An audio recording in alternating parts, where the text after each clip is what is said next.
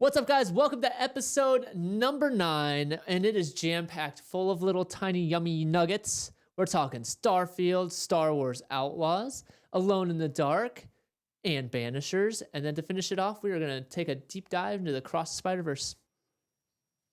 I got the keys in the car heart. I don't need them, though. I push and the car start.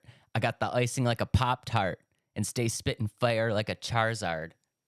Ah, man, I don't know. If I'm not back in 5 minutes, just wait longer. You are now tuned in to the Let's Talk Nerdy podcast. I love it when you talk nerdy to me.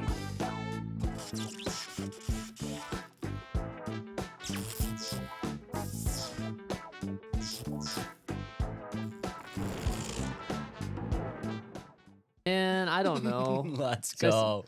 Should I say Eminem? I mean, you're close, dude. You're close. That I'm just going to say Eminem until we get it every time. one of these times, I'm just going to throw an Eminem in there just so you can get it. That is the return of Machine Gun Kelly back to the rap world. And I'm super excited about it. I know he went in that little, I'm going to wear pink and get in my pop vibe for a little bit, but he came back to the gutter, and I appreciate it. And MGK, even though you got killed on Killshot by the one and only Eminem, I'm glad you're back, homie. I appreciate you. I got some feedback about your rap here, Zags. Let's hear it. One of the listeners says that you need to get a little bit more flow with your rapping style. A little bit more flow?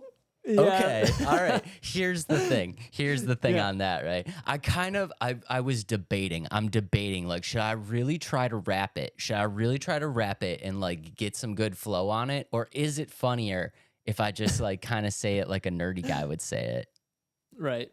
Which we are. We're nerds. Right. Yeah. We're nerds. That's why I thought it would be funnier if I just kind of say it like a nerdy guy. But yeah, guys, leave down in the comments. Do you want me to spit some fire like a Charizard, or keep going with the nerdy talk? We'll see. When you say it like that, I don't think I don't know if they're gonna want you to rap it any better than you have been. I mean, I'm just saying, if you guys want me to spit fire like a Charizard, drop it down in the comments and let me know, and I'll bring the heat next time. Just say it. Yeah. But yeah, Well, man, how you how's been? your week been? Week has been good. Yeah, week has been good. How's the new setup coming along? What you got left? It's looking good, right? It's Less looking echo. great, man. It's looking great. Less echo. We the only thing I need is for my, I don't think you can see it right now, but on my right wall behind me, I need one more thing there. It's going to be either a poster or a lamp or even a plant. Maybe I'll put a plant back there. A plant would be nice. Like a little bit of greenery in that space would really kind of open it up a little bit. I've always wanted a plant in my setup, and I don't really have a spot for it. So if you get a plant, I will be even more jealous of your setup than I already am. What do you think? Like So- a palm tree or like a big old cactus? Or Oh, like a big old cactus would be sweet, or a nice little palm tree, or like maybe Yeah. you could go like the fruit route and get like a nice lemon tree or something like that. Ooh, That would be kind yeah. of cool. Or I a like that. That'd be kinda hibiscus cool. tree. Those are pretty. I saw those at the old Walmart and thought about getting one of those, but I didn't do it. I'll do it. I'm going to get a tree behind me. Yeah. But I did get my record player set up, which we talked know. about, I think, last week. Yeah. It was broken. I had to like take it apart and like, you know what, I ended up fixing it? I took it all apart, put it back together, wasn't working again, and I started spamming on the button, and it finally just like played. So Is it a belt driven? I think so. Is that where like it's got the little rubber and it spins it for you? Yeah. Old school, So that's a little rubber belt. yeah. Yeah, maybe the belt was just kind of tangled up. Nope, the belt was fine. It was the button itself. It got stuck, and then like the stop button wouldn't work, so it was just spinning over and over and over. Ooh, that's not So good. really, it could have worked if I like just plugged it in or unplugged it when I put the new record on, plug it back in, and then it'd be fine. But I was like, that's too much work, so I got to fix it. I have a very funny story. Record players are hard, man. Record players are hard. Like, we appreciate record players, but they're not really like from our generation. You know what I mean? Right. We're kind of jumping back a little bit and just kind of appreciating some older vintage kind of stuff. And if you don't grow up with that stuff, like, you might not know some things about it. And I got a brand new turntable. Technics, I love this turntable. It's amazing. It's like all white. It's very like futuristic looking and stuff like that. I started playing a record after I set it up, and the record just would not play for whatever reason. Do you know what was wrong with it? No. Did you? Did I you had forget to push the start button? I had a cap cover on the needle. Oh my goodness!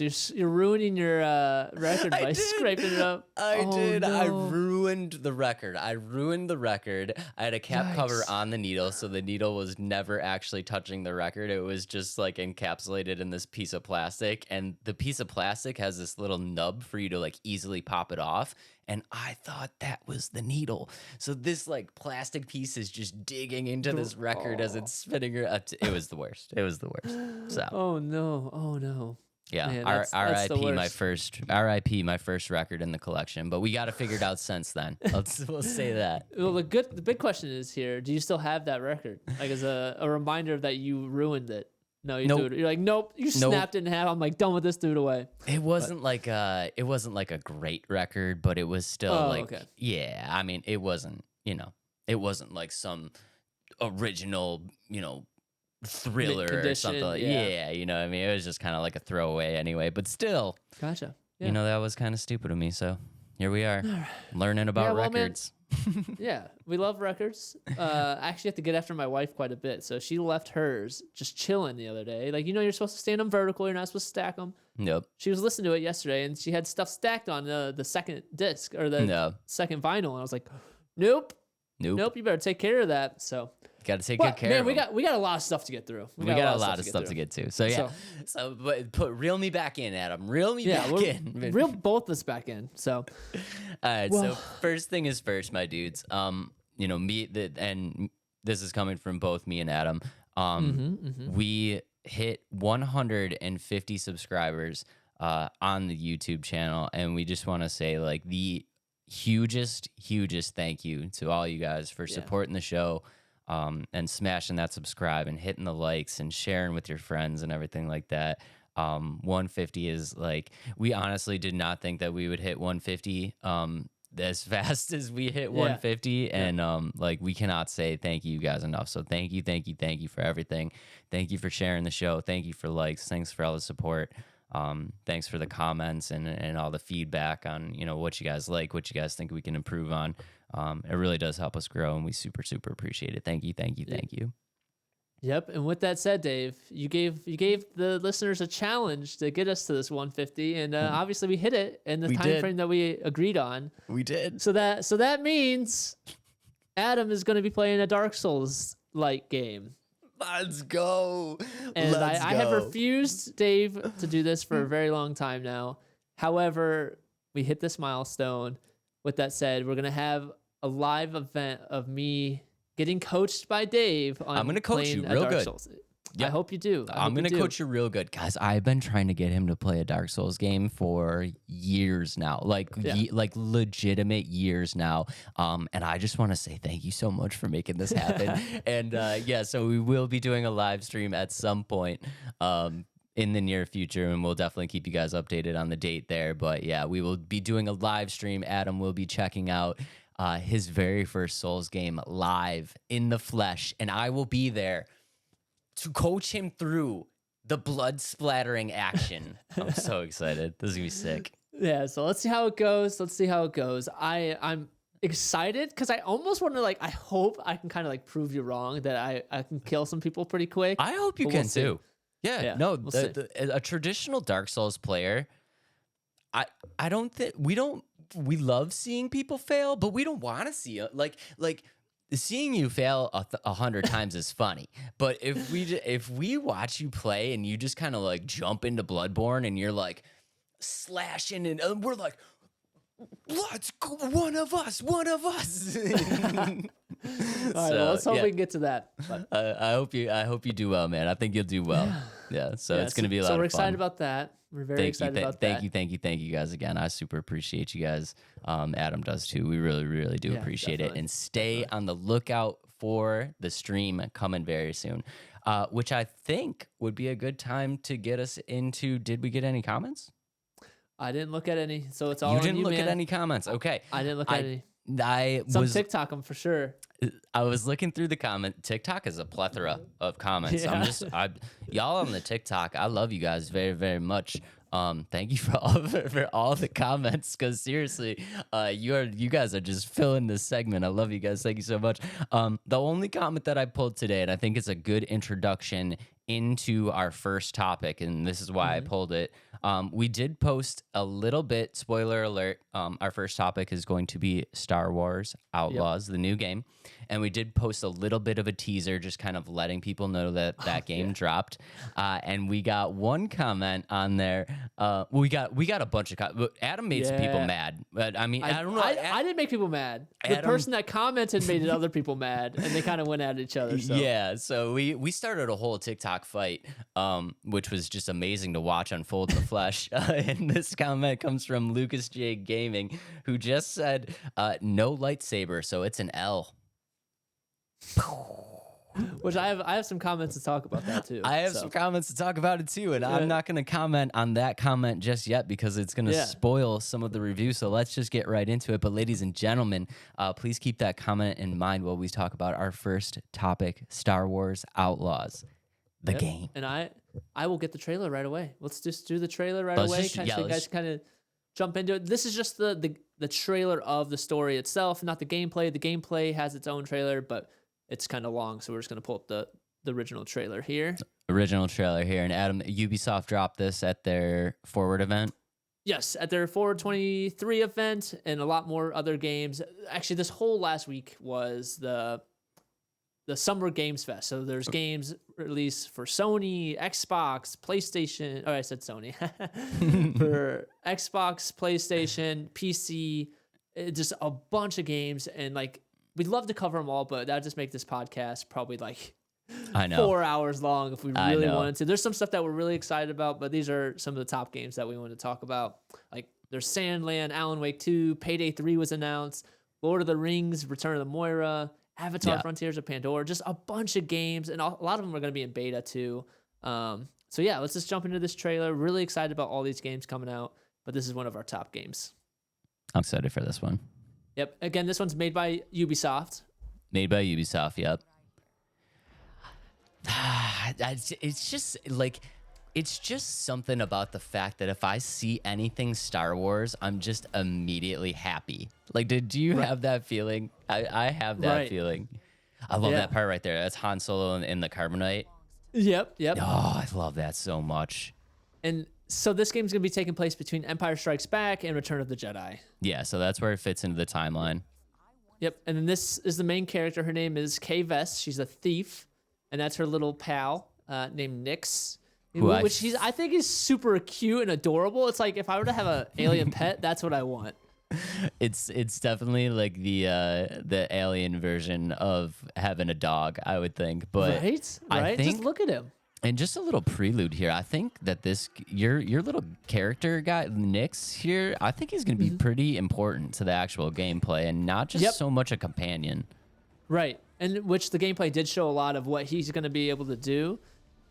And there's speed bikes in this game. Yeah, there's speed bike racer. Ships. Oh my goodness. I cannot wait. I cannot wait to drive that speed. I cannot wait to ride that speed racer. Yeah, right. And dude, they were saying that you can do tricks on the speed racer and stuff like that too. Really? Yeah, like almost like a BMX kind of style. Dude, that's gonna be fun. And then the ship. That's gonna be your ship. The graphics too look amazing. Like I know this is just like cinematic, but they did do the gameplay drop, and the gameplay drop, like I feel like this is obviously a next gen title. I mean, you can see it in the gameplay trailer. This is dude, the Rancor. Let's go. So and I think the coolest thing with this is you'll be able to travel between different worlds and just like kind of get a full effect of Star Wars Galaxy and that kind of narrative, which is really cool. Dude, and I think since I'm just kind of like guessing here, guys. I don't have any, information, but I think showing the Rancor means that there is a possibility that we could be visiting Jabba the Hutt's lair, which would be super, super fun. I mean, kind of makes sense with the kind of the style of who she is and the things that she's got to do to kind of survive within this galaxy. So yeah. I mean, like let's be honest. It's a gameplay, so they could put the Rancor anywhere, but I feel like if they hold true, like the Rancor only makes it just makes logical sense that you would see that in Jabba the Hutt's lair. So I'm super excited about that. Right. But yeah, this is going to be the first open world Star Wars game. The first open world, right? Yep. Yeah, and like you said, it's between Empire and Jedi. This is like your kind of game, so I'm gonna let you riff on it, and I'll just kind of like jump in where I see fit, because I can see the anticipation and excitement in your eyes. So tell them about the game, man. What's going on here? This is definitely kind of up my alley in terms of gameplay, the third person look, the shooter, and this game has pretty much like anything you'd think to be in a Star Wars game, it's in this game. Like you have the blasters, you have the speed bikes, you have dogfights in space, you have space jumping, you have your little companion Nyx. I just think, and the storyline, I think it seems really like it's gonna be pretty cool. Kind of coincides with the main plot line of Star Wars. And like I said, you're gonna be the thief, and you become the most wanted bounty in this game.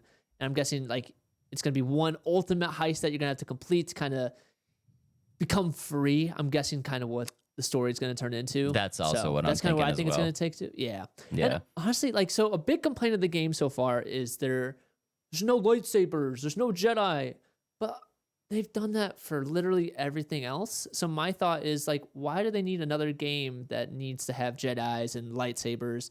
And you look at Rogue One, that was a really good Star Wars movie.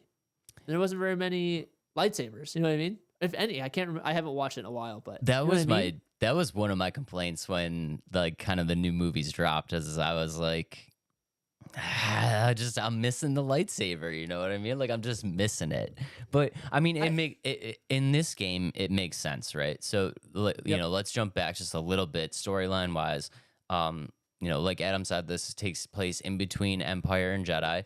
And I think seeing Han Solo in the Carbonite is very important for the understanding of like what your role in this game is going to be. So your role in this game is to take on these like high risk, high reward missions for crime syndicates. And basically that is what Han Solo did in the movies, and they've always alluded to it, but they've never really showed anything about it. But if you go back to like, you know, Empire and Jedi and stuff like that, like Han Solo has these kind of like relationships, so like with certain groups of people, right? And these are all crime syndicates within the universe.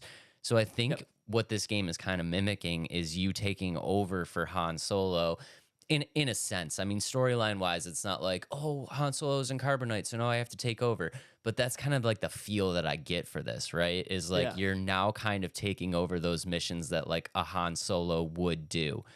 Right. And obviously Han Solo is not a Jedi. He does not have a lightsaber. And that, you know, it kind of makes sense. I can also see the flip side, though, of like people who want a Star Wars game who are really into the lightsabers and just feel like it should be there no matter what. So I'm looking past the lightsabers, because the Star Wars is just, it's more than just the lightsabers. You know what I mean? Yes, it is. In my opinion, it is more than just the lightsabers, and this goes like back into like comics, and like there's so much Star Wars media outside of the movies. I mean, they have comic books, they have full novels, they have graphic novels. I mean, they have audio versions of stuff. They have.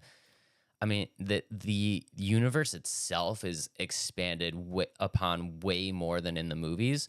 So, like, I understand where you're coming from as well, and I do understand, and I think this game is going to have enough in it, substance-wise, where once you start playing, you might forget that the lightsabers aren't a part of it, and you'll be okay with that, because it's like enough action and enough different things to keep you going. I also do see, you know, would I love to be able to also pull out a lightsaber at some point? Yeah, obviously I would. But yeah, it's not that type of game. So this game might not be for everybody, but I do think it's gonna be good. But we just got Jedi Survivor. We did just get Jedi Survivor. So there's your lightsaber. If you want to play with your lightsabers, go to Jedi Survivor. You know what I mean? That game just came out. It's you can't expect lightsaber players, get over there to Jedi Survivor. I think I'm just kind of like, my argument to it is Star Wars is much more than lightsabers. And if you want to play a lightsaber game, Jedi Survivor, like you guys can go like you can play that. You can play that. I think this game is going to be a little bit more in depth in terms of like just I think it's going to be more focused on the storyline. You know what I mean? Not so much the combat of the game. Like yeah, this game's open world, it's going to be massive, but I think it's really going to cater to the people that want a progressing story. Granted, Survivor it has a story, but like let's be honest, you just want to go in there and kick the crap out of everything. You know what I mean? Yeah.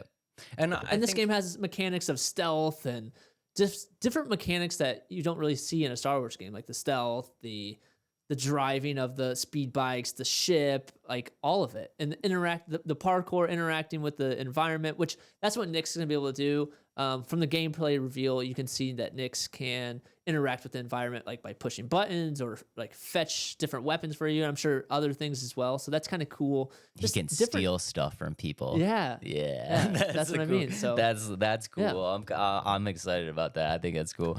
Yeah, dude. I mean, I totally understand. And like, I think what this game does is it brings Star Wars to a different audience, right? Yep.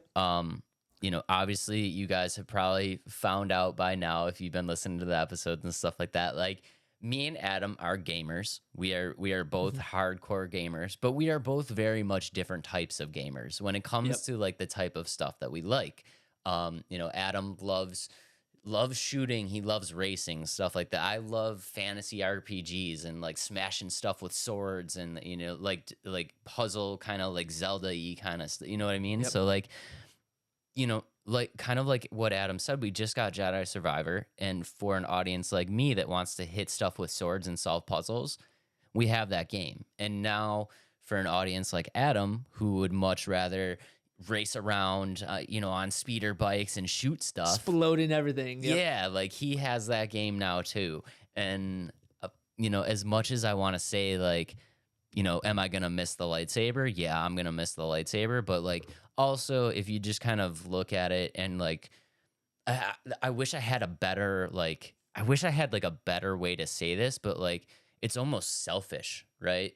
To be like it needs a light, like we can only have one game. Like I'm excited that there's a Star Wars game that like caters to like the games that you like to play and like and the ones that like you like to play. You know what I mean? It's kind of like you said, give and take. Like yeah, I have a game that I love. Let's give another audience something that they can love. And I totally agree with that. And I think this is a game that's going to do that for a lot of Star Wars fans that normally don't like a Souls-like type of game or the swordsmanship. So yeah, because like a lot of what we were talking about already, it's like, you know, if you guys are watching the video cast on YouTube or anything like that, you can see like you could probably see in my face if you go back as soon as I saw that TIE fighter cruise across the screen, like I just immediately a smile came on my face, right? And Star Wars is just one of those franchises where it's like no matter what they do, you can say like this is bad, this doesn't work, this isn't great, this, you know, this could have been better. It's just one of those franchises that really resonates with me, and just like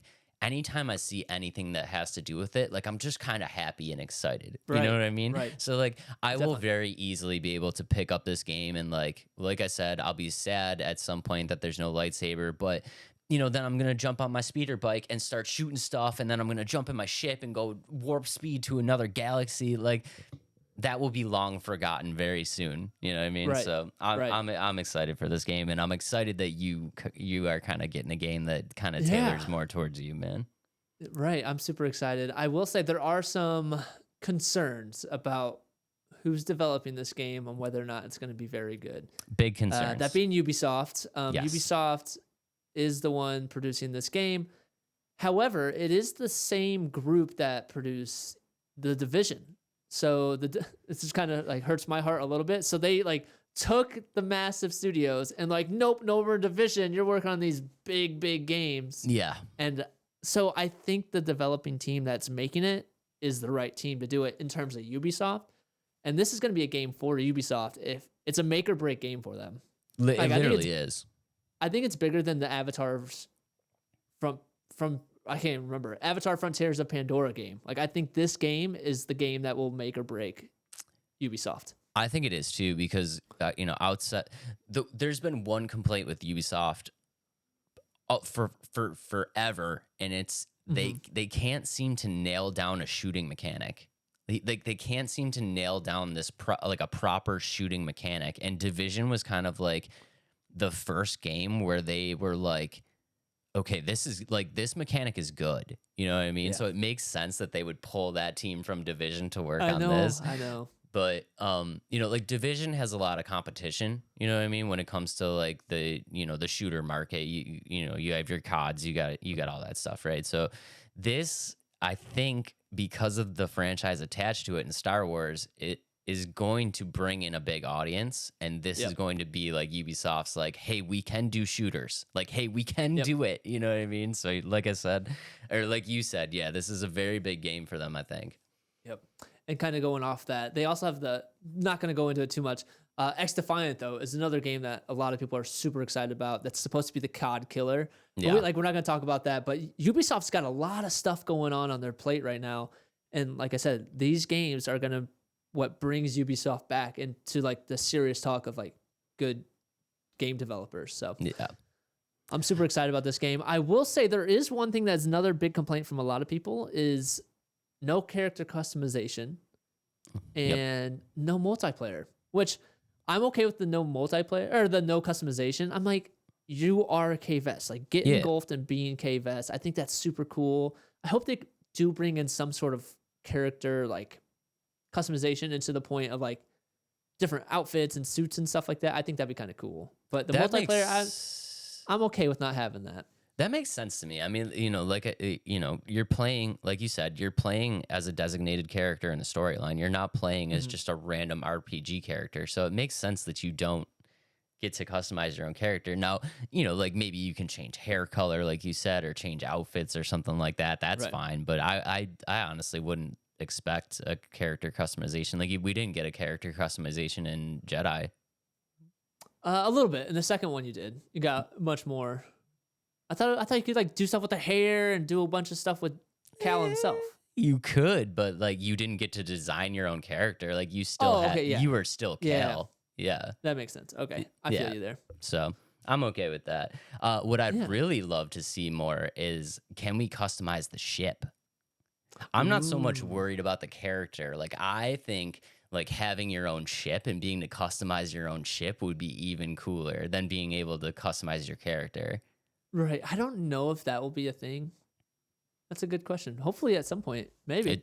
I mean, I'm hoping they do it because that would be cool. I would much rather, instead of making her hair pink, just like be able to put like a badass paint job on my ship or something like that, or like, upgrade some thrusters or like, do something cool with the ship. I would much rather do that.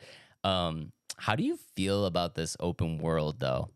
That is, I like open worlds. This is my concern on it, right? This is going to be probably the biggest open world that Ubisoft's ever done. Correct? Probably up there. Definitely up there. Probably one of the biggest ones. Same with Avatar, Frontier, Pandora. I think that one's supposed to be really big too. So being able to travel to all these galaxies and stuff like that, do you think Ubisoft is going to put the work in to make it worthwhile to travel to these places? So that was another thing that a lot of people had concerns about. They say a lot of Ubisoft's open world games are very shallow in terms of like their development outside of like the main frame of the game. Exactly. And now they're transposing this into planet, like galaxy size areas. And I think that's, again, where it makes or break this game is whether or not they can bring in a full scale open world massive game, and if this is going to be it for them. Yeah. I mean, developers, guys, seriously, gigantic open worlds are great, but not if you just fill them with grass. Yeah. You know what I mean? I would much rather have a smaller, condensed, interesting world than a gigantic world full of nothing but just like static overlays of just multiple tree sets. Just, you know what I mean? Like you gotta give me a reason to explore a giant universe. And just throw some snow on it, throw some rain, a desert. Like, I know what you're saying. I hope not. I hope this does become a game where it's like anywhere you look, there's something exciting about the environment. And I think, again, they have to. If they don't do it in this game, I think Ubisoft isn't a serious game developer. I mean, I feel like they have to. I mean, look at look at the best to ever do it, right? GTA. The GTA universe, always gigantic. Yeah. It's gigantic, but it's gigantic and full. Right. There is something to do every single place that you go. And how long ago has it been since GTA 5? I mean, that's years. Like, it's been I think it's 10 years, 10, 15 Yeah. years, something like that. Close to like 10 years since GTA 5. And it's like, developers really need to jump on that. Like, the capabilities were there. We know that the capabilities have been there. So, like, if you're going to make a gigantic world, you got to fill it with stuff, man. You gotta fill it. Yep. Again, so super excited about this game. It comes out in 2024, so a little while away. So they have time to work out the kinks and kind of get some feedback of what the community is looking for. Now, kind of moving forward, kind of going right into that point of hopefully this game is not just a bunch of just shallow like environments, and that being Starfield. What do you want to? Oh, shoot. Yeah, let's draft first. Sorry. Jumping ahead. We are going to do a draft of if we were to put Jedi and Sith into this game, our team. And the way we're doing it today, Dave is going to be drafting the Sith, and I'm going to be drafting the Jedi. Could you see how excited I was for this draft and I didn't want to skip it? Yeah, I did. I did see that. So with that said, but Jedi versus... Yep, real quick. I'm drafting Sith, so hold on, let me... No. Oh, here we go. Dave trying to click stuff. No, it's gonna work. There we go. Okay. Oh no, it's Christmassy. Oh, change it to red. I gotcha. I gotta change it to red. There we go. There we go. Now, good Lord. Come on. All right, I can't do it. It's not gonna work. I got it. 50 gold stars for me. A+. Best podcast host ever. There we go. All right. For our Jedi versus Sith draft, we're doing it. I'm gonna let you go. I'll let you go first. This one honestly doesn't matter because we can't take each other's picks anyway. That's true. Well, so, my pick for open it up. The leader of this draft, or the leader of my Jedi team, is Yoda. Like, it's kind of given for me. There was nowhere else to go. Yeah. There was literally nowhere else to go. And my first pick will not surprise anybody either. With the first overall pick on the Sith Lord team, I will be taking the one and only Mr. Darth Sidious, the Emperor. There is no evil. There is no greater evil than the Emperor. I feel like this. Sign him up. Right. He's the guy, man. He's the one that is the evil of all evils of the evils. The evil of all evil. You can't not have it. My number 2, actually, I don't think that you would see this coming. Obi-Wan Kenobi is my number 2.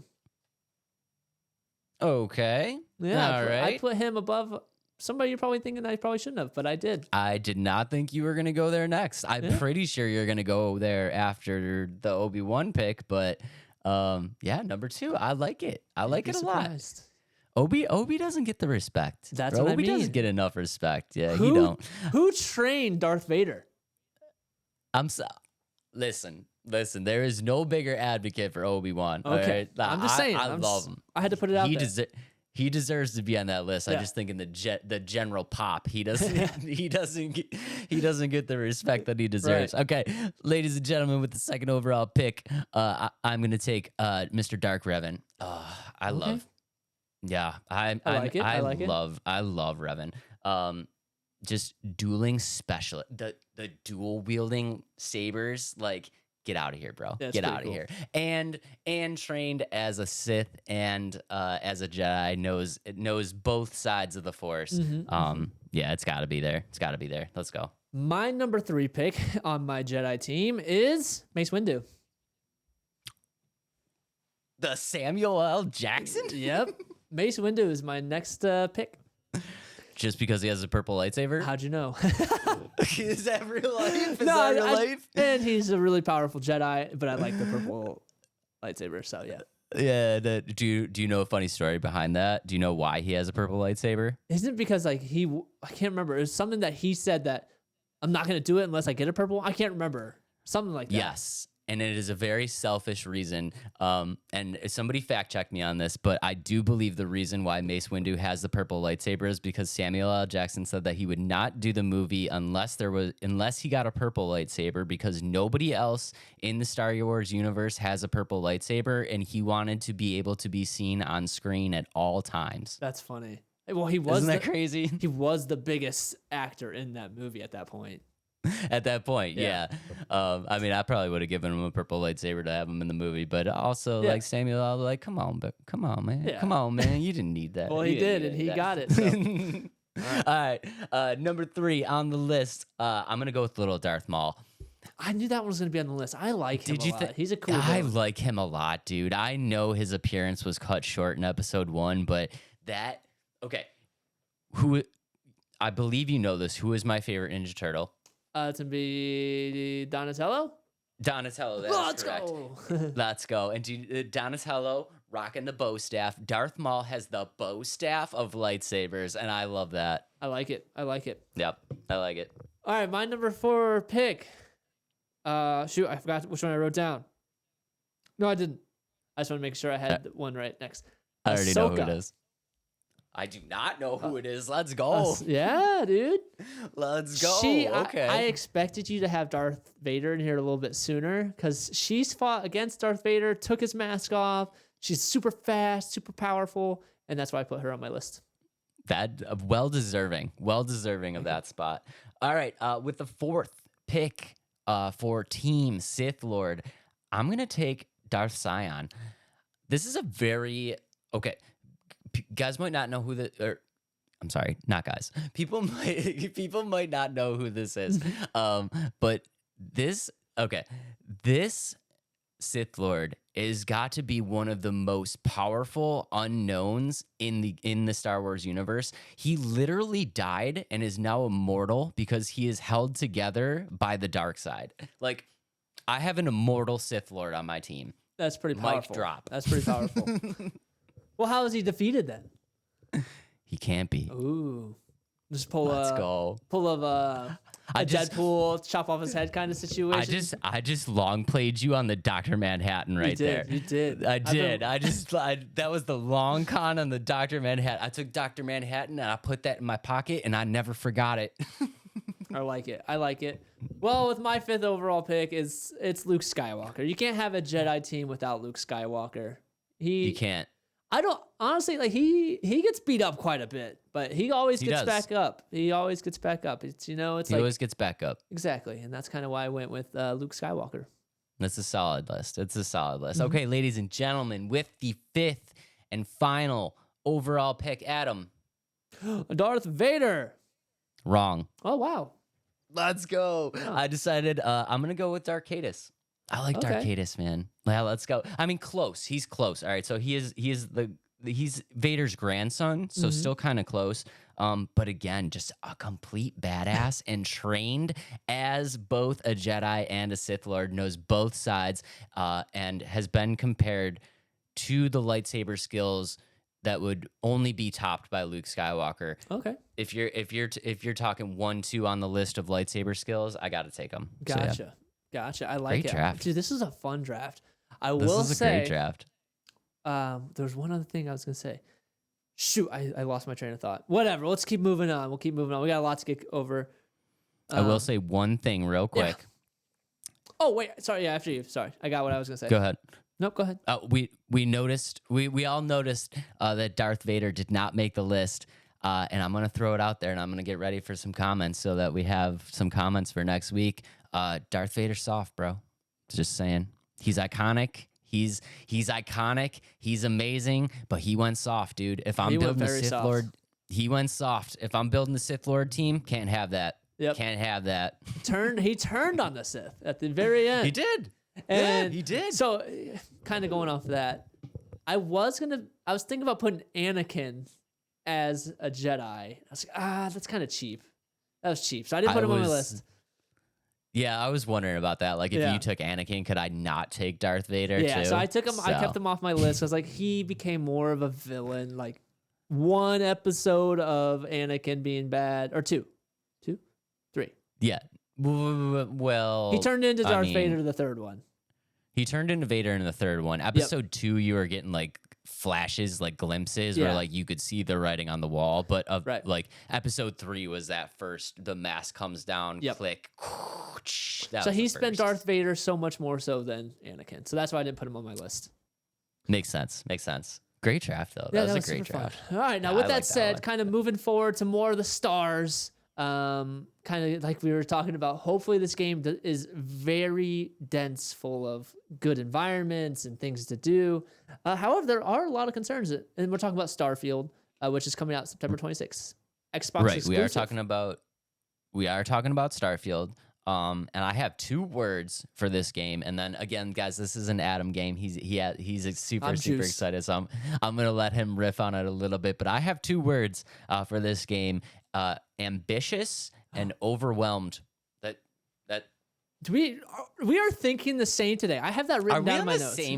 Are we on the same page today? I feel like we're on the same page. We might be. We might be on the same page. Trailer getting pulled up right. Meow. Yeah, let's pull up the trailer. But yeah, yes. Oof. So I've watched all the showcases. I've watched all the trailers. And the funny thing about this, right? When I first saw this kind of come live, I was like, this is going to be exactly what I wanted from a game that came out a very long time ago and did not deliver. Do you know what game I'm talking about? No Man's Sky. Exactly.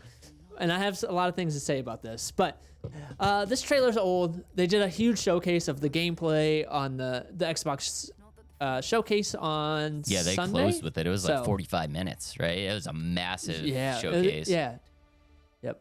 So it's made by Bethesda, and just like from the beginning, you just look at it, you're like, tons and tons of content that can come from this, and they say it's 25 years in the making, so they've been working on this for a very long time. We're gonna talk here in a bit about everything that you can do in this game, but if that holds true, 25 years in the making seems like an accurate representation. Not enough time. Yeah. I mean, visually it looks stunning. I'm a space guy, as you guys can probably tell by like my spacey kind of nerdy background here. Like I'm a huge space fanatic. Like I eat that stuff up. So like I'm super excited about this. And visually it looks great. And I have and just the environments it's huge. Like there's gonna be so much you can do. It's like you said, almost overwhelming. There's gonna be a storyline to it. There's different there's different galaxies, there's different planets, there's different cities, there's different like civilizations within the cities. Like it's basically and as you can see here, you can jump between different solar systems and see, like that looks so raw. Yeah. And I think the biggest thing is you're gonna have to search for artifacts. That's gonna be part of the story. You have to search for artifacts and all this and stuff. The melee, the mechanics of the game just seem super cool. You can play in third person or first person. I love that because I'm not really much of a first person kind of guy. So I wouldn't, like when a game comes along and it's only first person, I'm kind of like, but you know what I mean? Yeah, I'm kind of like, yeah. So I'm glad that you can switch. And I think you can jump into it back and forth like whenever you want to. I'm probably gonna set that bad boy in third person and never touch it ever again. So, right. I mean, like the environments look great, guys. If you guys are just kind of if you're just listening on the Spotify or whatever, it's basically showing you this just plethora of environments. I mean, we're shooting through space. We're going through different galaxies onto different planets. We're seeing all this different integration of like foliage and wildlife and different types of cities on each of these things. So I mean, this is like, it is literally gigantic, the amount of stuff that could be in this game. And much like Adam said, so the storyline behind this game is you are a space explorer, and you're kind of like joining up with this space explorer group. And it seems that as the game loads up, you are awoken and you find this very strange artifact, and the remaining part of the game will be to search the universe in search of the other parts of this artifact. Like the artifact that you find is part of a set of artifacts that you need to collect, and you need to travel through the universe and try to find the entire set. Right, right. And the coolest thing about this game, kind of as Dave said, there's over 1,000 There worlds is you can over travel to. 1,000 different planets that you can travel to, Yeah. and we'll touch on that. We'll touch on that in a second. Adam is obviously very excited about this, so I wanted to go ahead and get out all your love real quick before I drop my before 'Cause I you're gonna drop crap my on it? butt. All right, so just kind of going into like talking about the gameplay a little bit. Like I said, this game is supposed to be huge. You can make it whatever you want. I kind of go into the Star Wars, like it's everything you'd want in a Star Wars game. Now this is anything you'd want in a space exploration game. Tenfold, like supposedly tenfold. Like it's gonna be as much of it's gonna have everything you want in a space game. Sorry, it's overwhelming. Literally, Kind of like Dave said. yeah, It's hard to literally put overwhelming. put it into words.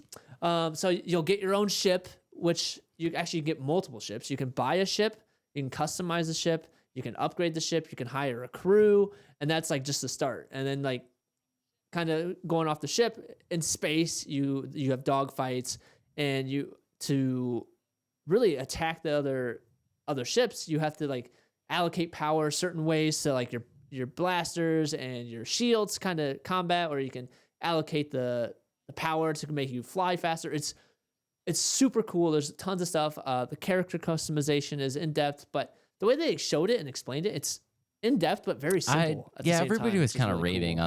on the character creation, and I didn't really see. Yeah.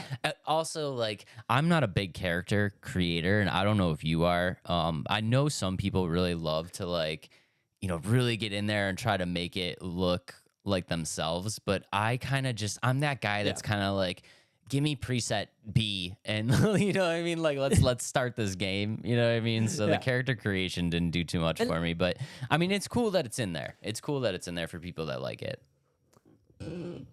Right. And kind of just going off a little bit more is I think you're gonna find that you can probably get to what like you like the presets, but I think you're gonna be able to find in this the way they made the morphing system, because like it's a bunch of sliders that you have to do like in a whole bunch of other games. I think this is gonna be more so it's like you can blend easier. Like it's not gonna be so many different little segments. I think it's kind of you know what I mean? It's kind of you don't have to go to subsystem or sub menus to get all this. I think it's gonna be much easier in that aspect.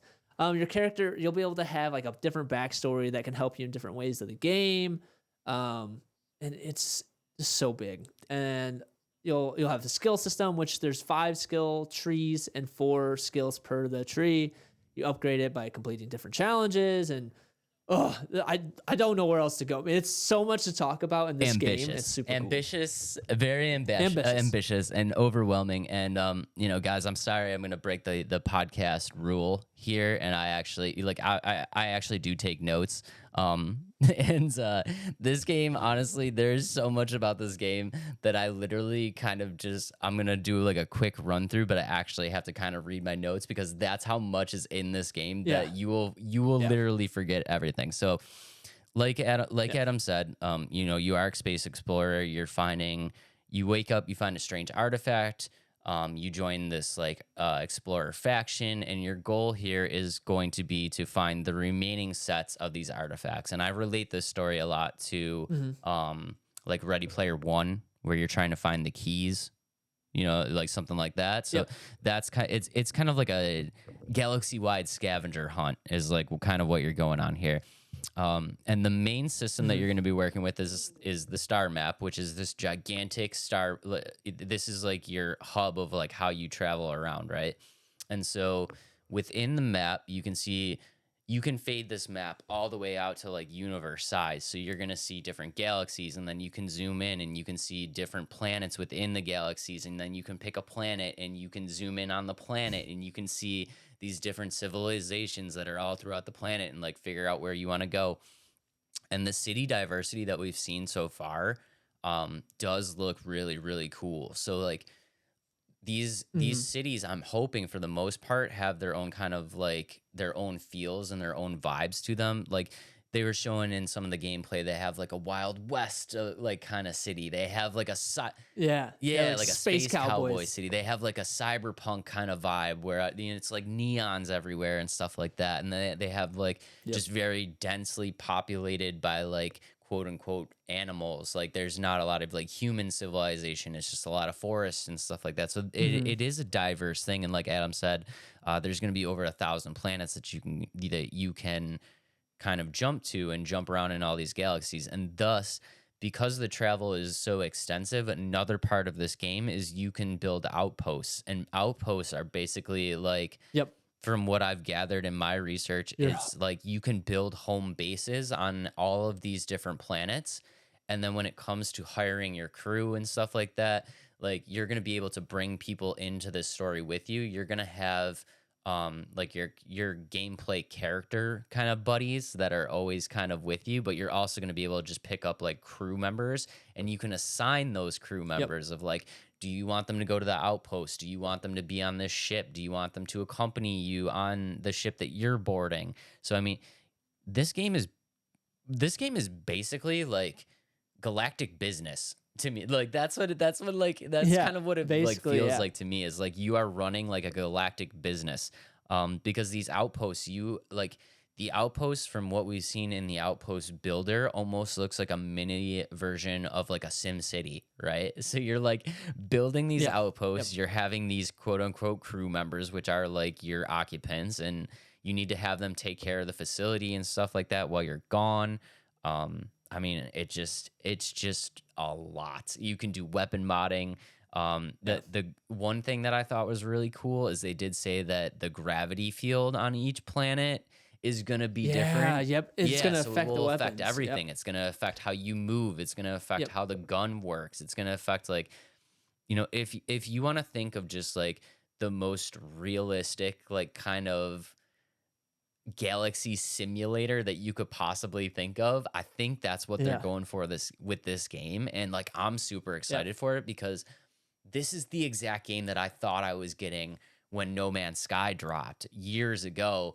And we all know how that went down. That game was just a horrendous pile of garbage. We were literally lied to. Like, they literally lied to us about all the things that they said like you'd be able to do in this game. And like, I think Starfield is the No Man's Sky that everybody wanted that nobody got. And so that's another thing I've been seeing a lot of. People are trying to compare it to No Man's Sky a little too much. I think this game, though, is going to have its own identity compared to No Man's Sky. I do. I think that because No Man's Sky is kind of just, you go out there and play, right? Like, it doesn't really have the storyline. I only played for a little bit because I thought it was bad. I played it for a few hours. Like, I don't want to play this anymore. I feel like this one has a more storyline to it. It has more characters. It has it's got all that to it. It's got different mechanics in terms of like the first person shooter, third person shooter. Like, you know what I mean? I 100% agree with you, because I picked up No Man's Sky on drop, like release day drop. I picked it up because I was that excited about it. Yeah. And I mean, what No Man's Sky really needed was a storyline. I mean, that game literally just dropped you in. And like, I say this all the time. Like, I'm a Souls player, so I'm used to just being like dropped into a game and it's like nothing. You have no explanation. It's just like go, right? So like, figure everything out on your own. So I'm used to that. But for that specific game type, it just like, it didn't work. I feel like in a game that has this much going on, you need a little bit of like direction. You need a little bit of guidance, right? It's just going back to the overwhelming thing, like it's just too much for you to just be like, I'll figure it all out. Like you're not like the best gamers in the world could not figure out everything, everything, you know what I mean? It's just too crazy. But it should be really cool. And I'm super excited. Now kind of going off like how we said, Star Wars is okay to be a single player game. This is a game I wish had multiplayer. Go ahead. And I'll tell you why. I'll tell you why. Because it's so big. This game is so big. 1,000 worlds, whatever. You can travel all of them. Yeah, you have the NPCs, but I feel like it's going to get lonely. You're flying through all these planets. You're doing all this. Like, how cool would it be? Like, hey, Dave, I want you to jump into this world with me, and we're gonna just go destroy people and start doing some pirating. Like that to me, that's cool. This is a game I think that should have multiplayer. In my opinion, it would be amazing. And I 100% agree with you. It's a game that definitely has a multiplayer feel to it where it would succeed and it would be a lot of fun. And I think this is where having this much stuff into the game has really hurt them, because to be able to do everything that you can do in this game and have this world be this massive and then also have an online server where all of these people, it's just not, I don't think it's fathomable. Yeah, I don't think right now, I don't think it's like the technology isn't there to have such a capable cloud server. I think it's too big, especially like, let's say you're like you and I are traveling together and we're like, hey, let's go to this world.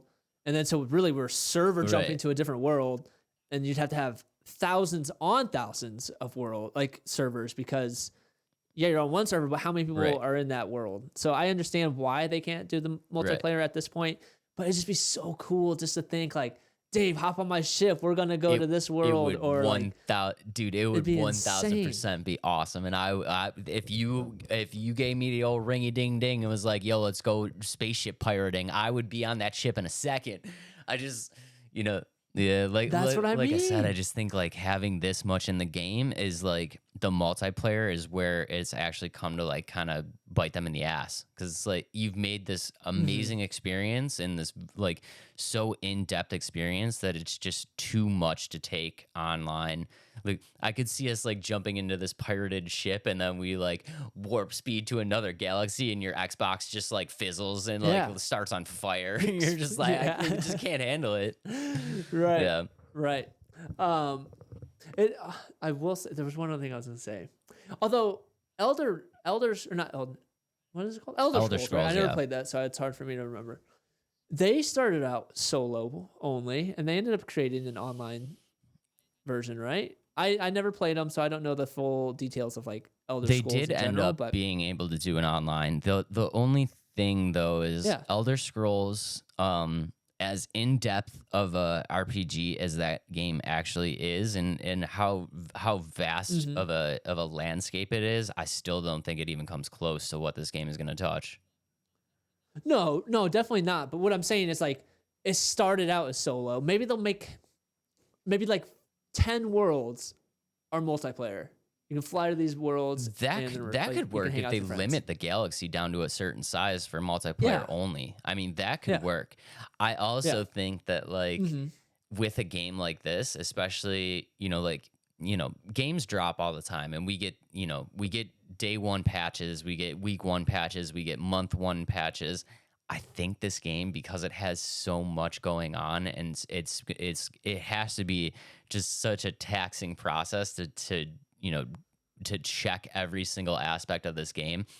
I'm thinking maybe they also just kind of like maybe they put multiplayer on the back burner because they knew that they're gonna have to do a lot of reworking on the single player experience as soon as this drops, and they might just not want to overwhelm themselves too.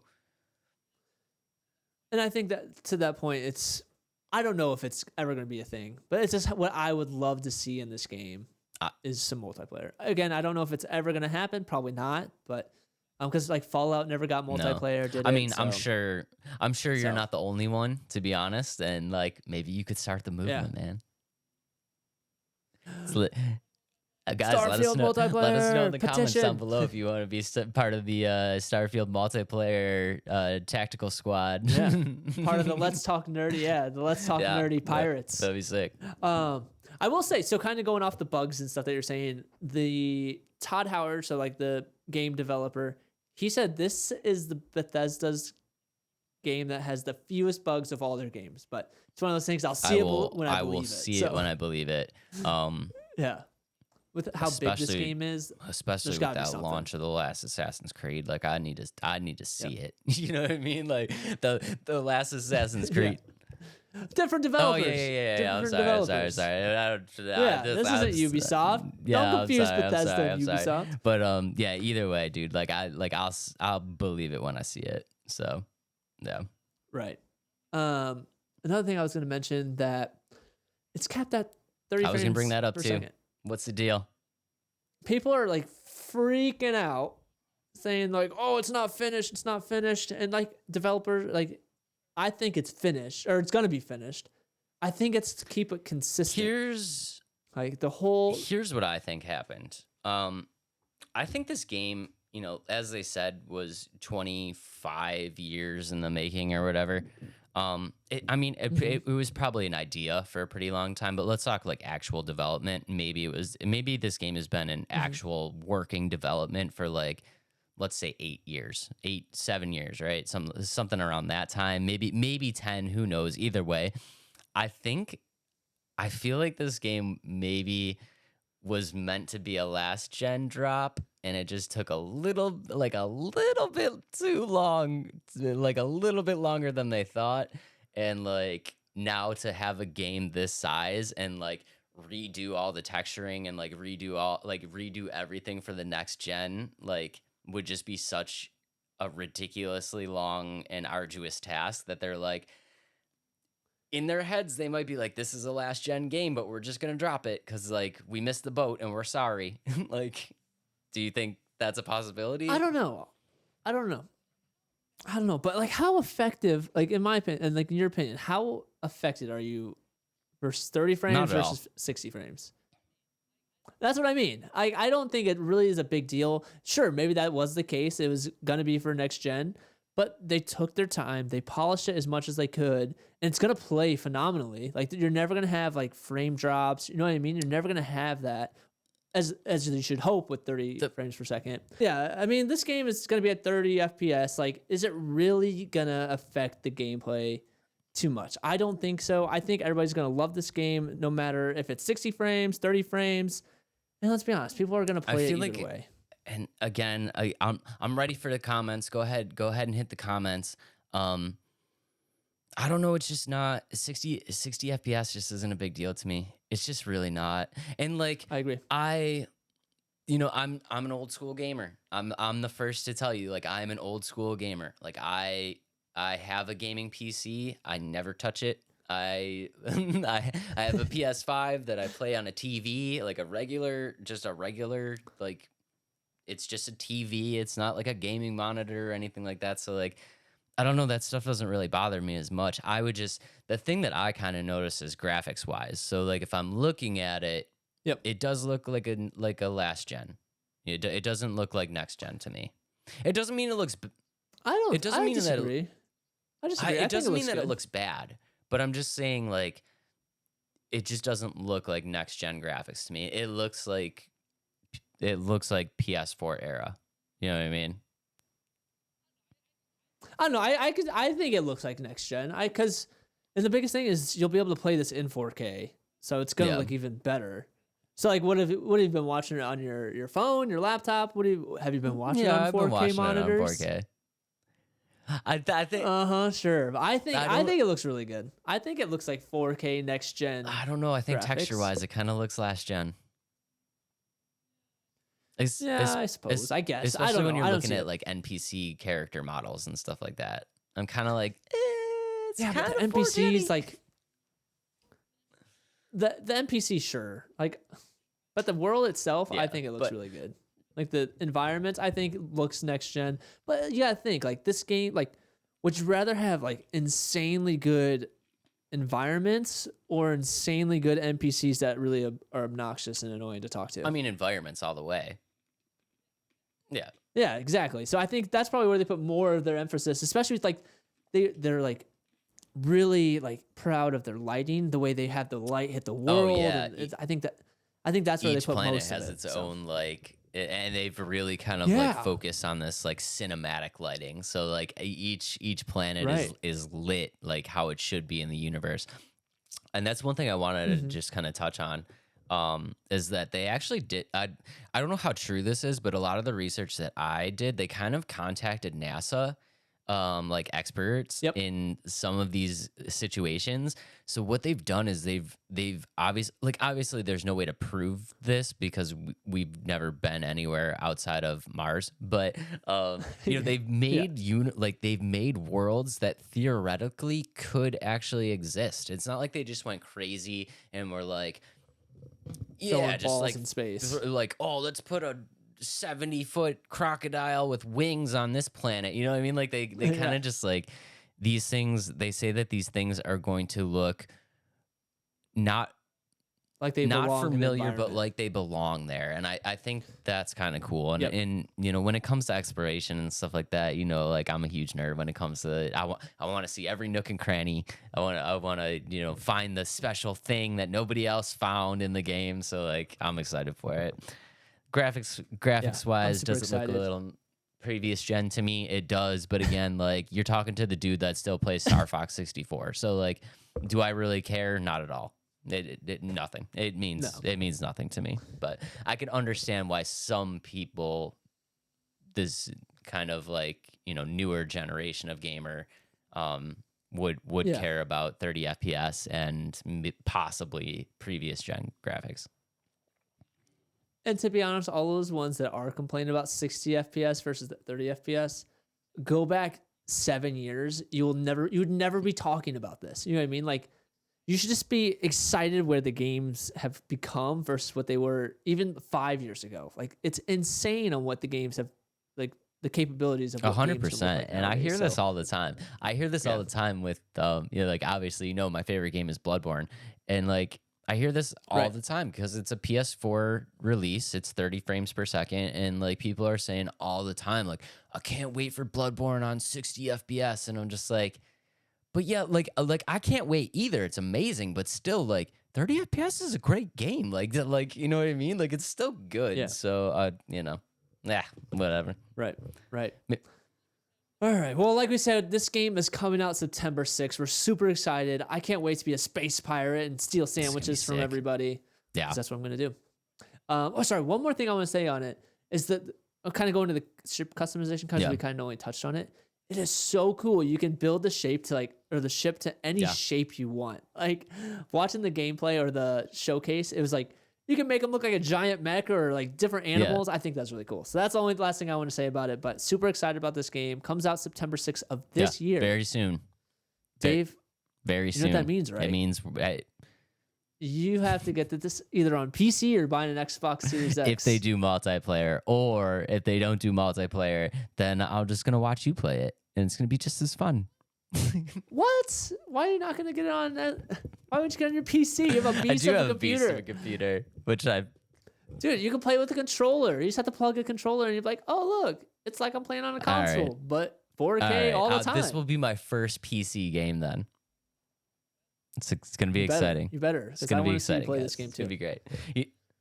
I'm going to need your help because, like, I would be like, hey, Dave, did you do this yet? And you'd be like, no, I'm gonna I've be your played. co-pilot. I'm So- gonna watch you play. I'm gonna be looking up in All in the galactic manuals of where all the precious loot is. It's gonna be great. All right. Honestly, this is probably going to be my next, like, game, like my next division. I So- am full throttle, just Yeah. ready to not talk to you for like a week after September 6th, where you're just like, you'll come out of Yeah. it and be like, I have so many ships. I'm like, yep, this is exactly what I thought would happen. So it's Yeah, super excited. Super excited. All You're right. super excited about that. With that said, The next game that we're going to talk about, I am super excited for, and that is the Alone in the Dark remake. Oh, I can see in his face he's already not excited about it. All right. All right. Well, let me, you know what? Yeah. It's about time you crapped on my parade. It's only taken us, what, 9 episodes? 9 episodes for you to crap on my Yeah. parade? 9 episodes. So Go ahead. Yeah. talk about it a little bit, or do you want me to Yeah, let's get the put the trailer, trailer up. up? Let's get the trailer up. Okay, trailer's up. Let's go ahead and jump into this, guys. This is going to be a remake of the 1992 game Alone in the Dark, and I have a lot to say about this. That's I do okay. too. All right. That's all right. This, now I know what it feels like to like know that you're about to crap on stuff, and it's not a good feeling. Yeah. It's not a great feeling. right. Yeah. Yeah, and this is one of the original trailers. Again, there's been gameplay shown of the game, but just kind of keeping it so you guys can see what Yeah, it's so supposed to right be now like. we're looking at the prologue, right? And that we're watching some very interesting things of this girl who has been hanging all of her dolls and then also puts a rope around her neck. And that kind of gives you a little peek into the vibe of what this game is going to be like. But this is a very noir style kind of crime drama thriller. It does bring in a lot of the aspects of the original 1992 game. I'm so excited. I'm so excited. How could you not be excited for this? What are you not excited about? What are you not I don't know. excited about? I'll tell you what. I'll tell you why. I've seen it. You've seen it. You know what I mean? I've seen it. This game is just another one of those horror third person, like run away from stuff, shoot stuff. Okay. I don't know. I'm just not into Okay. this kind of game. I know you are. Here's So, but I just get the sense that it's been done before. It's been done. okay, and I think I might change your mind with this. All right, we'll see. So let's see. This will be my spiel to try to change Adam's mind into also being excited about this game. Yes. Okay. So like many of the franchises that we are seeing right now, Resident Evils, Silent Hills, all of that stuff, all getting a remake. It only makes sense that Alone in the Dark gets a remake. And the thing about Alone in the Dark, this game came out in 1992. It basically paved the way for the rest of these games. And I can understand why Adam thinks that this has been done before, because it has been done before. But Alone in the Dark was the one to lay that molding down.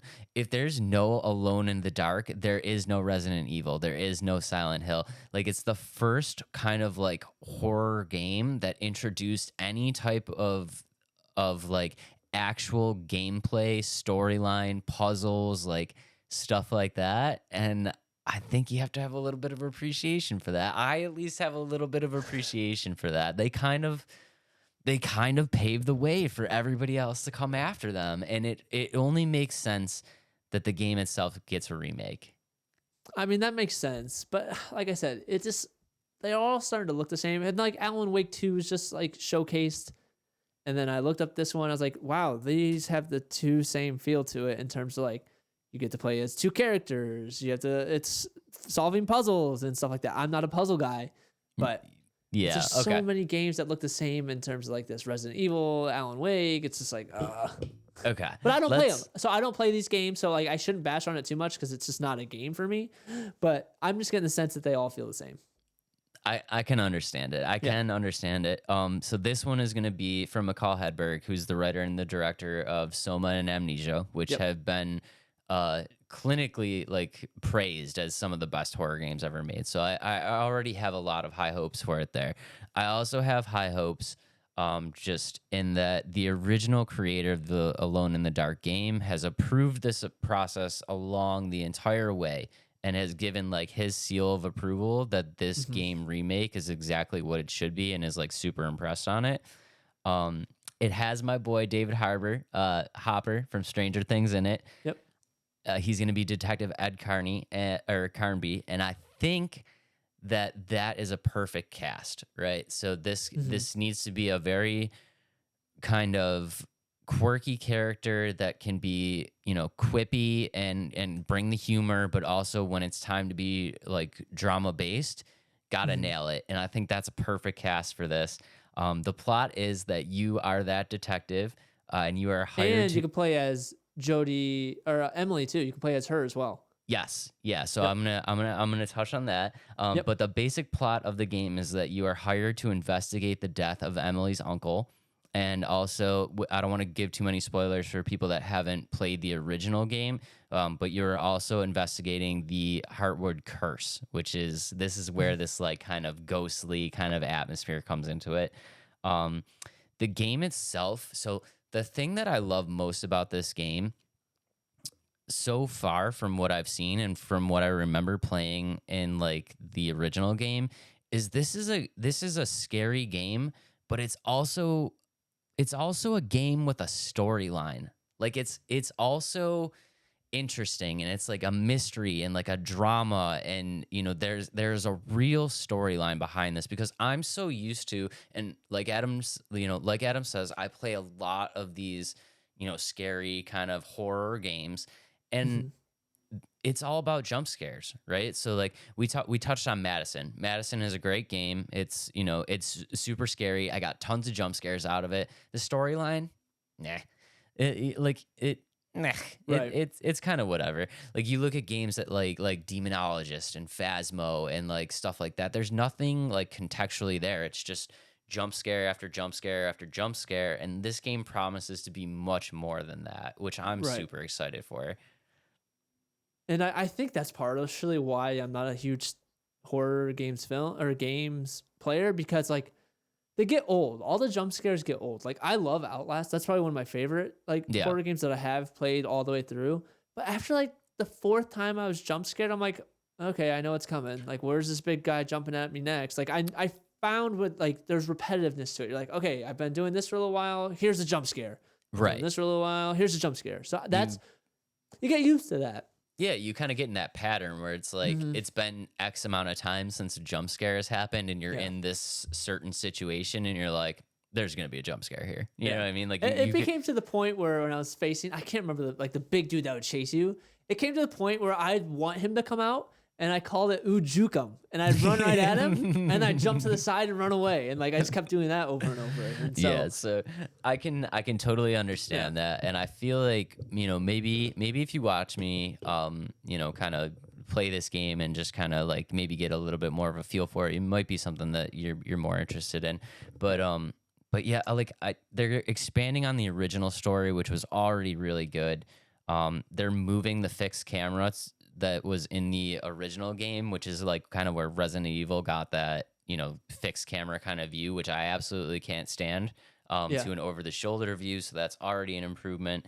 Like we said, it's a horror noir. So I love that kind of like feel. I love the noir feel, especially in a game like LA Noire or like, anything like that. And to combine that with like a horror element, is just honestly amazing. And then also, like Adam said, you can play as both Emily and Edward, the two main characters, and it's going to be a different story and a different view of the story, based on who you play as. So it's guaranteed replay value. Like they literally said, like if you want to experience everything that this game has to offer, you basically have to play it twice. So like. I'm super excited about that, being able to, so like I'm going to see the story and then I'm going to see it from a different point of view. There's tons of Easter eggs to the original game hidden within this game.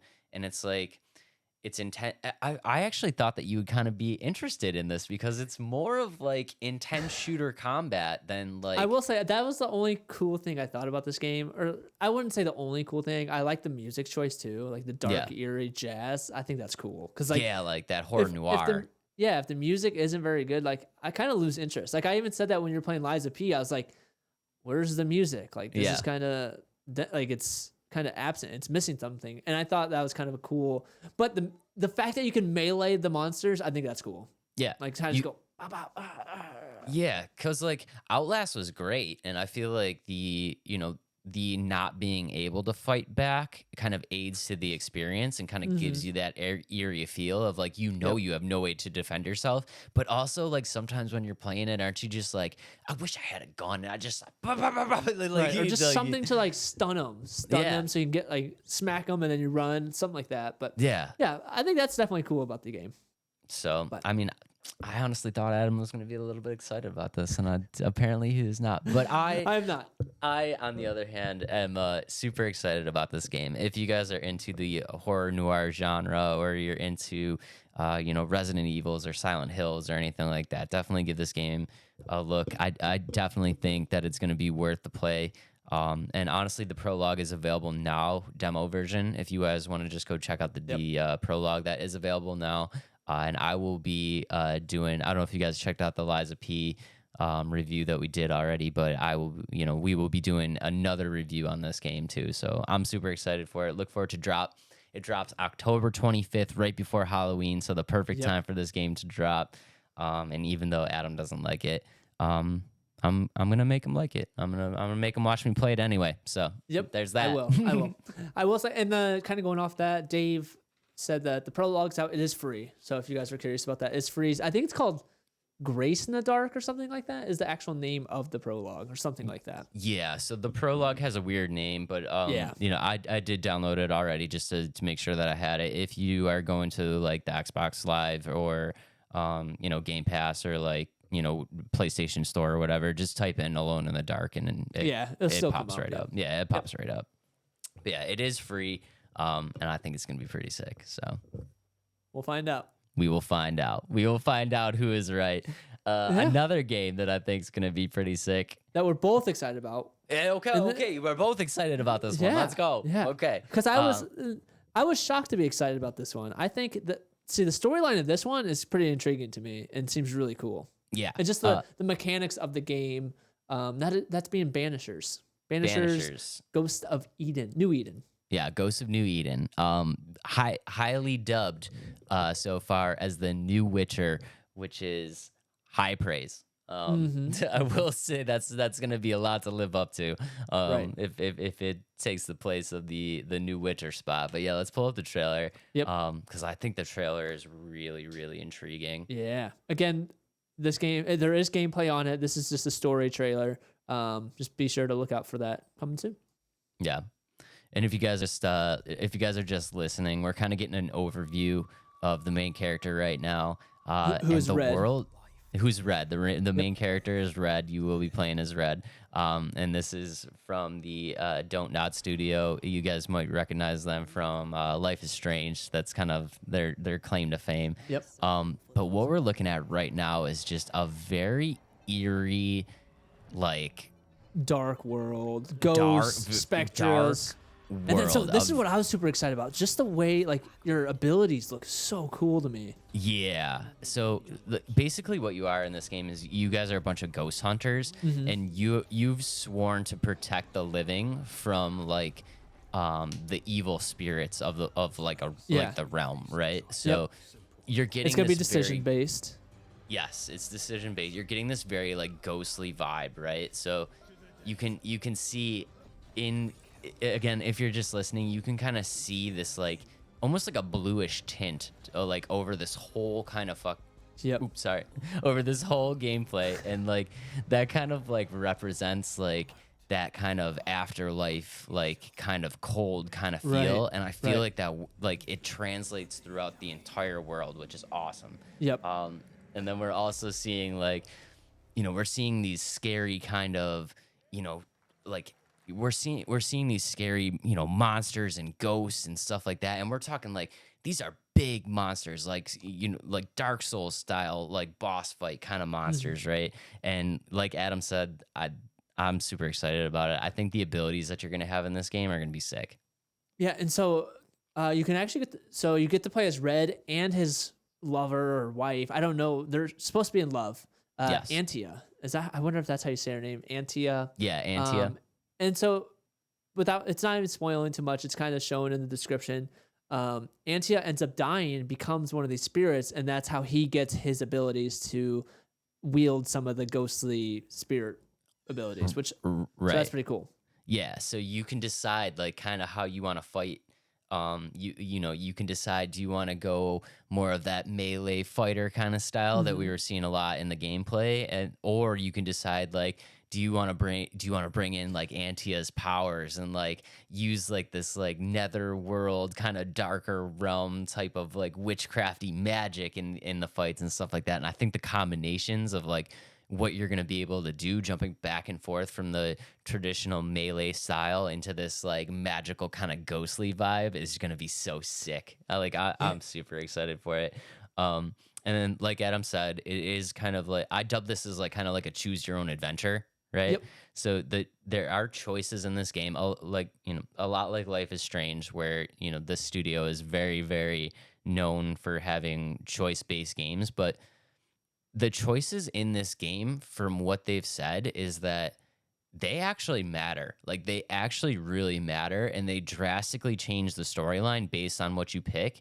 And like, you have the ability to pick different routes. You have the ability to like spare people or banish people. You know, like, your storyline is going to drastically change based on these decisions, and the amount of replay value that you have when every single decision like actually matters is just insane. Like, I'm curious to see how many different endings they're going to have for this game. Right. And I think that's a really cool component of this game as well. And kind of go into the gear, like, you'll be able to unlock more gear and abilities as you progress through the story too, which I think is cool. That's like one thing I love about games is when you have the ability to do that, unlock different abilities and stuff. I think that's really cool about games. But I'm curious. I'm definitely interested in this game, which is very unusual for me. Normally, this is not a game like I like to play, but just like watching the trailer, it's like, wow, I think I'm gonna buy this one. So I'm super excited for this game. Yeah. So like, you know, like we said, guys, we just kind of wanted to touch on this game just because, to be perfectly honest, there isn't a ton out there right now, and it's most likely one of those games that we just wanted you guys to know about and maybe get on your radar. And it's a game that we'll touch on, you know, kind of later down the line when some more information comes out. But Banishers, Ghost of New Eden should be super, super sweet. Yep. Dark Souls like combat. It looks like a very spooky atmosphere with like some almost kind of Zelda like kind of puzzles to it, and then just rich with lore. It's like they put everything that I love into one game, and I'm super excited for it. And this game will be coming out this year. It's just no official release date. They said by the end of the year. So by the end of the year, so we should have it. As long as it's not delayed. I've seen some projections that say that it might be delayed, but they're looking at like an anticipated January 2024. So if it's not by the end of the year, very soon. Yeah, right. All right. With that said, like, we're very excited about this game, but something that we've already seen that we're both excited about. That I actually saw. He actually saw this one after I begged him to go see it. Actually saw. So yeah, my dudes, we are gonna do a real quick rundown of just our kind of review of Across the Spider-Verse 2. Obviously there will be lots of spoilers here. So if you have not seen the movie yet and you want to keep it spoiler free, thank you guys so much for listening. Really appreciate you guys. Again, thank you so much for the 150 subs. It means the world to us. And yeah, we love you guys. Thank you so much. Yeah. But before we get into the spoilers, we are going to do a Spider-Man blind ranking, suit ranking, blind suit Spider-Man ranking. suit ranking. Let's go. Flip the coin. I guess it doesn't matter. Well, I didn't get to flip the coin yet this episode. Let me flip the coin. I was going to say, or otherwise you can have it because I went first last time. Also, if it lands on the Two-Face side up, I'm going to throw the coin out because I think that there's something wrong with the coin. I think it's weighted. I'm telling you. It's Two-Face. I'm telling you, man. It's weighted to land that way every time. I think it's weighted. It might be. Yeah. We might be playing with a weighted coin. Okay. Yeah. All right. Well. All right. Either way, let's do it. Right. Blind ranking. So you're first. All right. All right, Dave. Are you ready? Born ready. Let's go. My first. All right. Let's just go right into it. The suit I have here first for you, Cosmic Spider-Man. Okay. All right. I love the Silver Surfer vibe. Like it's got some surfer vibe to it. I love it. I'm gonna put that at a 3 because even though I love it, I think you're gonna pick 2 more that I love and 2 more that I hate more than that. Okay. 3. The second one here is Iron Spider. Ooh, I kind of dig the Iron Spider suit. I kind of like it. I forget the exact issue. Guys, let me know down below. I think it's like, what is it? Like 3. No. 3. It's like a green cover. I can see it in my head. Guys, let me know what the first Iron Spider cover was. You have to Google it. Yeah, I'll have to Google it. I'm gonna put it at 2. Give me that 2. All right. The third one, Spider-Rex. 4. 4, okay. Let's go for it. I don't love it. I don't. I mean, I think it's goofy. It's a goofy suit. It's a cool idea. It's funny, but I'm gonna hope that you picked one cool one and one that's worse than that. Next one, Spider-Punk. Oh, dude. 5. What, really? I hate Spider-Punk. I hate Dang Spider-Punk. it. I was don't trying to like throw it. Well, then I kind of know where this one's gonna. This is probably a good pick anyway. The symbiote Spider-Man. Black Spirit, yeah, number 1. Dang it! I screwed that up. 1,000% number 1. 1,000% All right. Spider-Man. Okay. That's cool. That's a good list. So you have symbiote. I'm happy. Spider-Man, Iron Spider is 2, and then you have Cosmic Spider-Man is 3, Spider-Rex at 4, and then Spider-Punk at 5. That's So actually, I would not change the order at all. Okay, cool. I think we nailed that one. That was good. Yeah, good job. Let's go. All right, let's see if we can nail yours. All right. I'm gonna start it off. You might be in some trouble because I don't know if you're gonna know where to go after this. I'm just going OG classic Spider-Man. Oh, you gotta put that at 2. You're That's putting where I'm that at 2? Yeah, I put that at 2 because I feel like you're gonna pick something better that I like up there. But yeah, 2 for sure. 2 for sure. Okay. Yeah. Can't Spider-Man. go wrong with the original Spider-Man. Spider-Man 2099. I want to put him at a 3, but I'll put him at a 3. I like him as 3. You put him as 3? Yep. Okay. Spider-Man 2099 as 3. All right, Spider-Man Noir. Ooh, gosh darn it. I gave you good ones. You did. I'll put him That's at it. 4. Dang it. You're putting. Oh, That gives me some leeway here. If you give me some. I guess you kind of have to. Okay. All right. This is gonna get very interesting then. I kind of know where you're gonna put it already, and I'm not super excited about it. Ghost Spider. Oh man, I'm putting it at a 5. You're putting it at 5? Yeah. Do you know the Ghost Spider suit? It looks cool. When the universe where Uncle Ben doesn't die.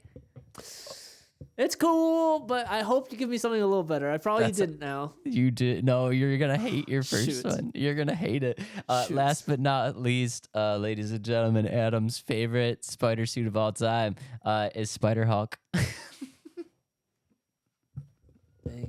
Dang it. Legitimately looks like a Ninja Turtle. It's cool. I actually have like a Spider-Hulk pop figure, but I'd put it at 5. Dang it. I should put Ghost Spider at 1. Dang it. Okay. I thought you were going to give me something like Scarlet Spider or Spider Cyborg. I did have Scarlet Spider. I also had Superior Spider-Man, the Doc Ock version. Dang it, man. Yeah, You couldn't give me one of those? I had a bunch on my list. I know, I did too. That's why I was like looking at them. So, all right, that was a good draft. That was a good draft. I'm completely happy with my draft, and Adam hates me. Until 1 and 5. 1 and 5 Yep. are bad. Okay. With that said, though, so a lot of these Spider-Mans were in Across the Spider-Verse, which is really Indeed. cool. So, Yes. like we said, spoilers ahead. If you got to take off, goodbye. We love you. We love you. All right. Let's hear And your initial thoughts. if you guys are still here, we are assuming that spoilers are good in 3, 2, 1. Okay. Adam, did you love this movie? I did, but I want to hear your thoughts first. Because I know you're going to say some stupid stuff. I'm just kidding. Let's hear it. Ladies and Dave. gentlemen, Adam loved the movie, and that's all that I care about. Thank you so much. Have a good night. Oh my gosh, Dave. Here we go. Oh, dude. Okay. Let's talk about the good. Let's talk about the good things. Okay, let's hear the good things. The animation style was amazing. They carried that over. Phenomenal. I think even better than the first one. I dare say even better than the first one too. The animation style carried over from the first one. Great. I thought that the movie had like the perfect combination of comedic and action and drama kind of sequence. Like that blend was perfect. I got like when I wanted, a quirky, funny one-liner, I got it. When I wanted it to like get really in depth and kind of dramatic, I got it. When I wanted to see some action sequences, I got it. The ending though, what happened? What happened? Okay. So, because I'm gonna crap on it. So I mean, if I know you are. You are. And that's a big thing for a lot of people is the ending. However, would you have rathered with this they didn't. So they will. I will say they abruptly ended the movie. Right. It was very abrupt. Very abrupt. Would you have rather they abruptly ended it like a Batman vs Superman, where they did it way too fast and just ended it the story, or would you rather they abruptly end it and then have more to the story? Here's the thing. I don't necessarily care about the abrupt ending at all. It's just the ending in general. I think it was a huge cliffhanger. I think I don't think anybody expected that to happen. You can't say that you can't say you anticipated that by the end of the movie. I did not anticipate that to happen, and here's why. I shouldn't have anticipated that to happen, because what I was anticipating was going to happen, which has been the theme in the comic books the entire time that I've read Spider-Man comics, did not happen. They changed it. And this is what I go back to all the time. It's like, dude, you guys have the source material. Like, why change it? Why did you change it? Because here's the thing, right? And I say this all the time. I say it all the time. The comic book fans that know the comic book stories are expecting a certain thing to happen, and they want that thing to happen. They want it to happen and keep it true. And the people that don't know the comic book story would be none the wiser, because they don't know the story, so they don't know what should happen anyway. But here's why I think it hit so hard is like I can see the writing on the wall, and I'm like, I know it's gonna happen, and like I'm building up to it, right? And we can talk about this with like Star Wars Episode 3, because we were talking about it a little bit earlier. Yep. The writing was on the wall for Darth Vader, and it's like I knew it was going to happen. I could not wait for it to happen. And the first time that mask clamped down and you heard that first, I was like, I got chills, dude. I got chills. Like, I was so excited, and I never got that moment with this movie. I got in that place. I got this huge moment of disappointment, because what I wanted to happen, what happens in the comics, did not happen. And like, I'm sorry, dude. I'm sorry. I'm so sorry. So here's my thing. Did you watch the end credits? I did watch the end credits, yeah. So Spider-Man 2099 gets his time traveling watch. Yeah. So my idea or thought, is he going to stop him from going there, and he's going to make everything kind of reverse, and it's going to happen in a different way? I don't think it's going to turn into that. I think it's going to start with Miles and Miles fighting each other. So, I just definitely blew that up. Sorry for the big spoiler. We did say it, but I wasn't trying to like let it out there into the open. But I mean, let's let it out there. Let's let it. I mean, guys, we are 100% going to say how this movie ends, like right now. So, like, seriously, if you don't want to know, like, we love you guys very, very much. Thank you for listening. But just say the ending of the movie, because I feel like we can't do this justice without saying what happened. So the end of the movie. So Miles Morales is trying to save his dad from being killed by the Spot.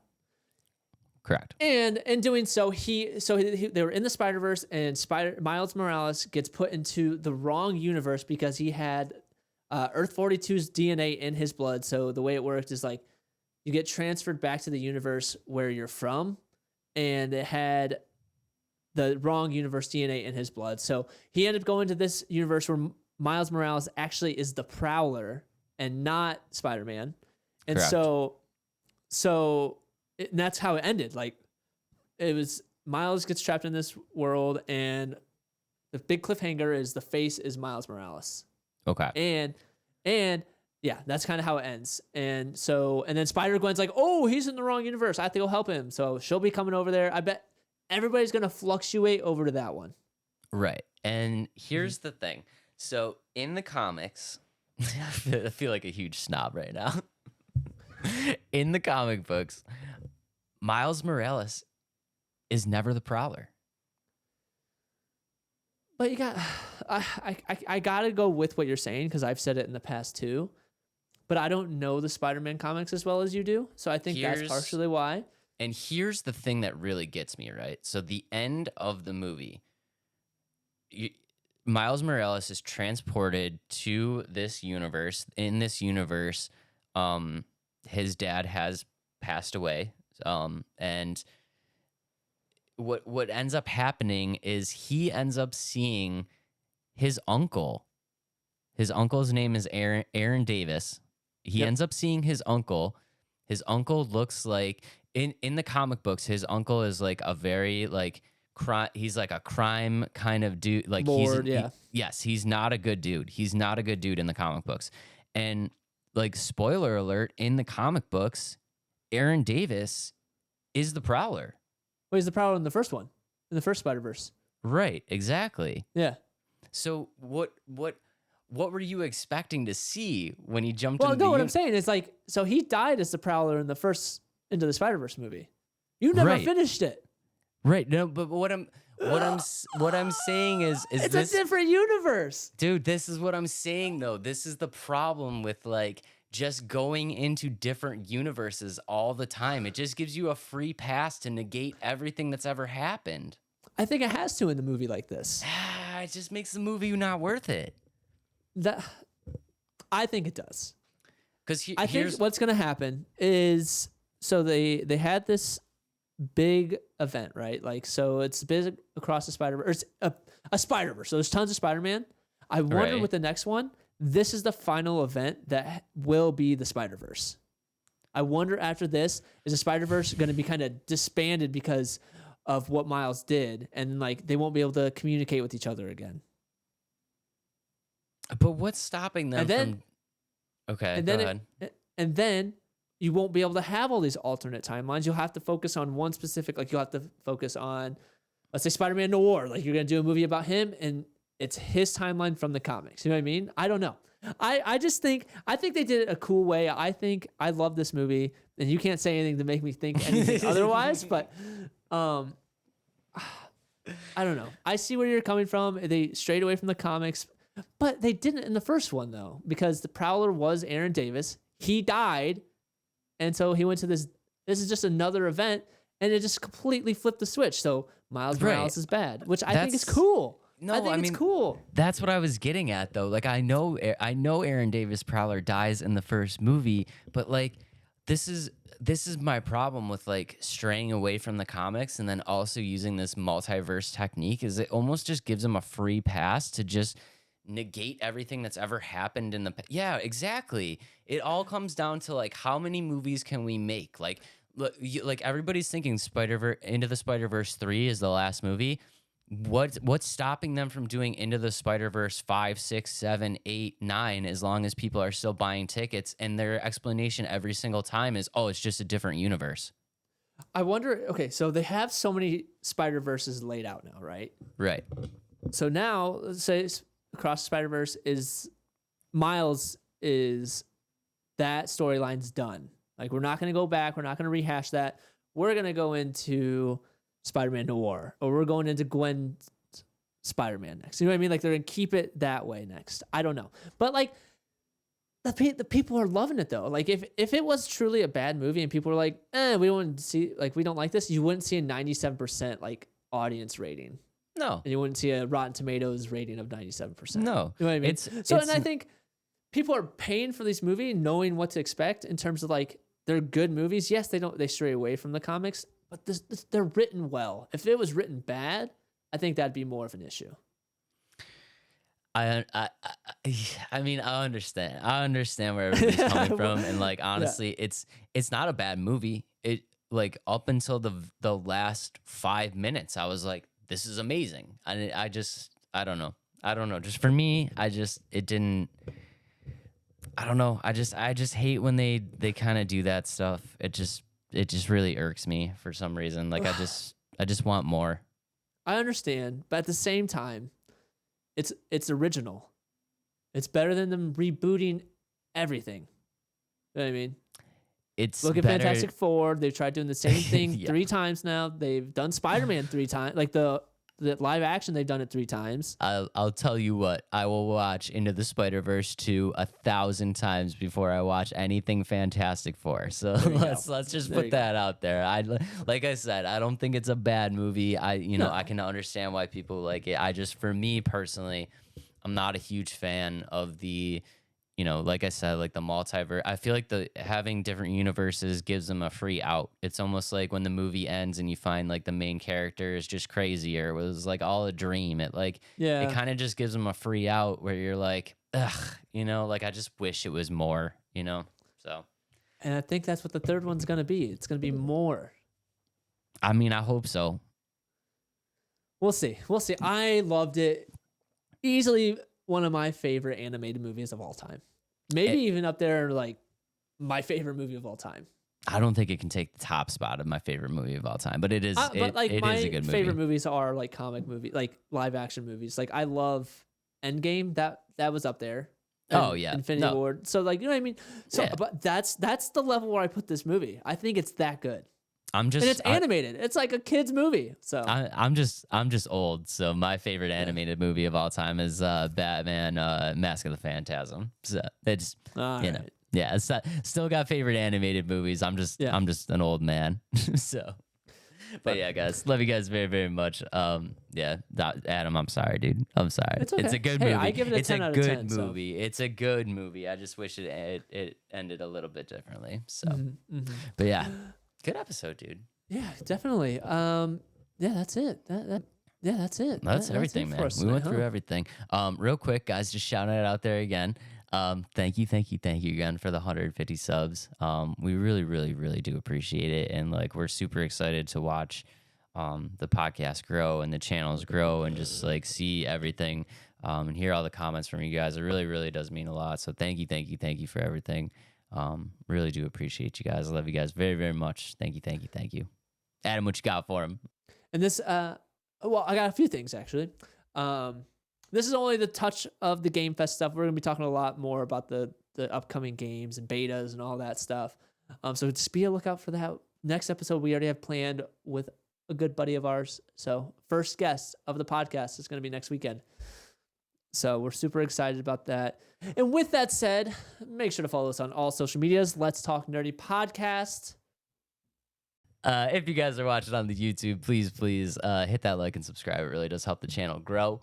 And if we know, you know, we do have 150 subs on the YouTube. The next one for us, the big hurdle for us is the Spotify. So if you guys aren't on the Spotify and you want to listen to the podcast, we'd really appreciate it if you jumped over there. And just hit that follow on the Spotify button. Really appreciate you guys there. And guys, I love you guys. We love you guys very, very much. Thank you for everything. And we will see y'all on the next one. Peace out, nerds.